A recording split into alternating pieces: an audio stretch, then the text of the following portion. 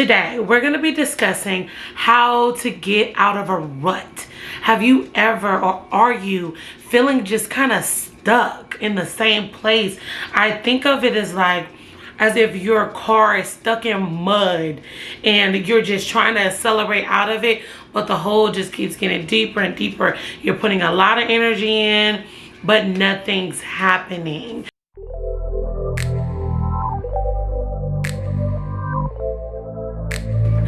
Hi everybody, welcome to Happiness Unlocked. I'm Brandy Renee. If this is your first time here, welcome. If this is not your first time here, thank you so much for coming back. Today we're going to be talking about how to get motivated and how to get out of a rut. So, what is a rut? A rut is when you feel like you are stuck in life, in a situation, or as you're working toward a particular goal. So you can feel sometimes low or down, or just like you're not making progress or moving toward what it is that you would prefer to be moving toward.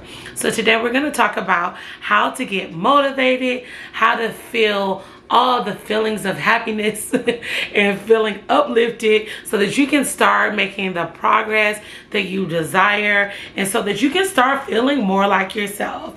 So the first thing that I can suggest to you, which is sometimes the most difficult thing, but it's really to get to the root of the problem. Why are you feeling stuck?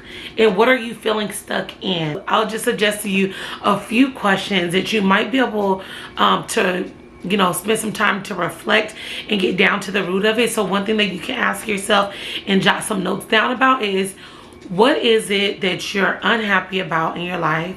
What is a main source of stress in your life? Another one is, are you feeling fulfilled and happy with your relationships, whether that be romantic, familial, or just with your colleagues at work? Another big question could be, what is something that you're not making progress in that you would like to be making progress in? Or what am I avoiding in my life? So these are some very heavy questions, but very important, and they might reveal what it is that's actually causing you to feel so low and unmotivated.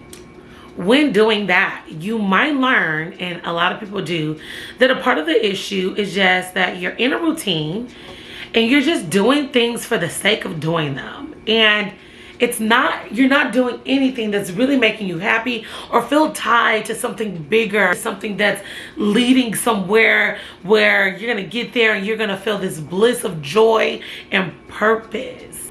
A key way to get out of a rut and stay far away from them for longer periods of time is to find your purpose. Finding your purpose is going to be so helpful to you.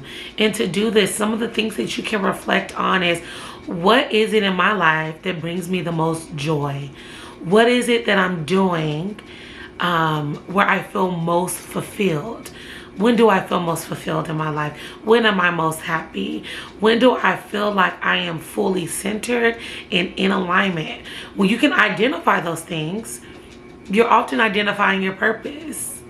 Once you determine your purpose, if that's a part of this rut, because a rut can be for many different things. You may know your purpose and there may be other things that are causing the rut. But if the issue here is your purpose, once you figure out what it is, you can order your steps accordingly. You can create routines that's centered on your purpose. You can set long-term, short-term goals that are centered on your purpose. Heck, you can switch careers and so that you change the track so that you're only working in your purpose, so that you're feeling that joy and that fulfillment most often, because that can help you to feel motivated when you're working towards something that makes you feel good. So I alluded to another thing, and if you're in a rut because you just feel like you're not making progress in life, or in this phase in your life, or in the last 2 months, whatever the case is, one good way to get out of that rut is to set goals. Now, I use the SMART model, and each letter in SMART stands for something. So S is for specific, so get laser focused on what it is that you want to do. So 2 is that it's measurable. So how will you be able to determine if you're making progress toward this particular goal? A is that it's attainable, or some people say achievable. So set a goal that is, realistic, that that you can do it. You stay in kind of like that challenge zone. So it's not too easy, it's not overwhelming, but you're right there in the middle in the challenge zone. So that means that you're learning and you're making progress, but it's still somewhat comfortable. R is that it is relevant, so that it's relevant and tied to a bigger picture, right? So you're moving toward your purpose, you're moving toward something that's going to keep you motivated, something that you really, really want. And then T is that it's time bound, because goals without a time commitment is just a dream. It is not a goal, and it's very unlikely that your goal is going to shift from a goal to reality if you do not make it time bound. So that's one way to just plan things out. It's a great way for you to get motivated, because now you have a script or routine to follow to keep you on track.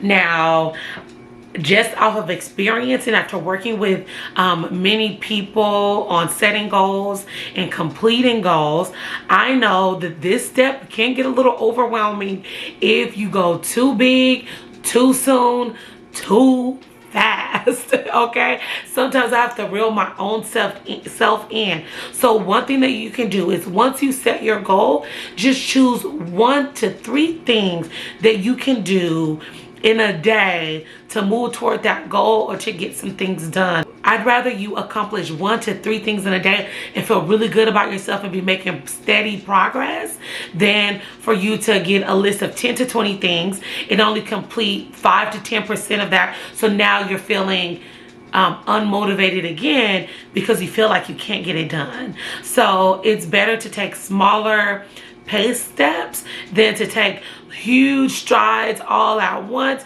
and then you end up in another rut because you're overwhelmed.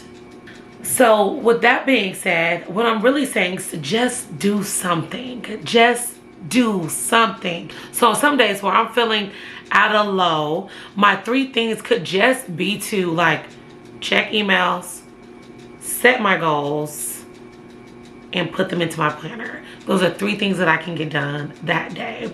And those are 3 things that I know are attainable. I'm challenging myself because I'm feeling low and I just need to get something done. And then maybe the next day my 3 things are, something a little more ambitious, or will cause me to challenge myself a little more. But either way, I only stick between 1 to 3 things a day, and I'm a very productive person just by doing 3 things a day.